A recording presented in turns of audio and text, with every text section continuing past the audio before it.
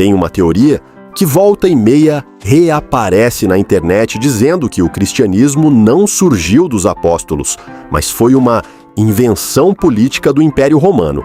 Essa ideia aí ficou conhecida como hipótese flaviana. Basicamente, quem defende isso diz o seguinte: depois da revolta judaica no século I, Roma precisava controlar a população da Judéia. Então, segundo essa teoria, a dinastia dos imperadores Flávios teria promovido a criação de uma religião pacífica que ensinasse submissão, amor ao inimigo e aceitação do sofrimento. Tudo para evitar novas rebeliões. E aí entram os nomes que sempre aparecem nessa conversa: o historiador judeu-romano Flávio Josefo, o imperador Vespasiano e seu filho Tito. A teoria diz que esses caras teriam ajudado a moldar os textos cristãos ou pelo menos influenciado sua difusão. À primeira vista, isso soa intrigante. Parece até roteiro de série histórica, mas quando a gente começa a analisar com calma, o negócio começa a desmoronar. Primeiro ponto: não existe evidência histórica direta de que Roma tenha inventado o cristianismo. Nenhuma carta imperial, nenhum decreto, nenhum registro administrativo, nada. E olha que o Império Romano registrava muita coisa. Quando Roma criava uma política religiosa, isso deixava rastros. Aqui não tem. Segundo ponto: o cristianismo primitivo não era útil para Roma. Pelo contrário, ele era visto como problemático.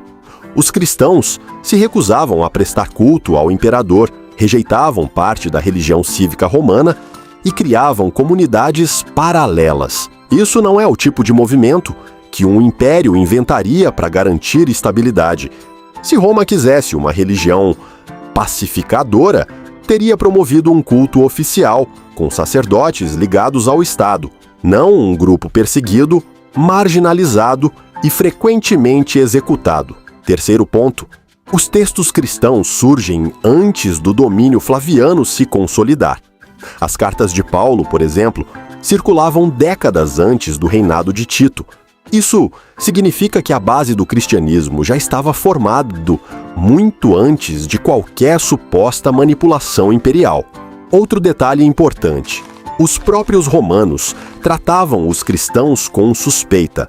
Quando o historiador romano Tácito menciona os seguidores de Jesus Cristo, ele não fala como alguém descrevendo uma religião criada pelo Estado. Ele fala como alguém descrevendo um movimento estranho e incômodo. Então, o que sobra da hipótese flaviana? Ela funciona mais como narrativa conspiratória do que como hipótese histórica sólida. Ela tenta explicar o surgimento do cristianismo sem lidar com o ponto central: a rápida expansão de um movimento baseado na pregação de um judeu crucificado em pleno Império Romano, sem apoio político e sob perseguição. No fim das contas, a hipótese flaviana não resolve o problema histórico do cristianismo.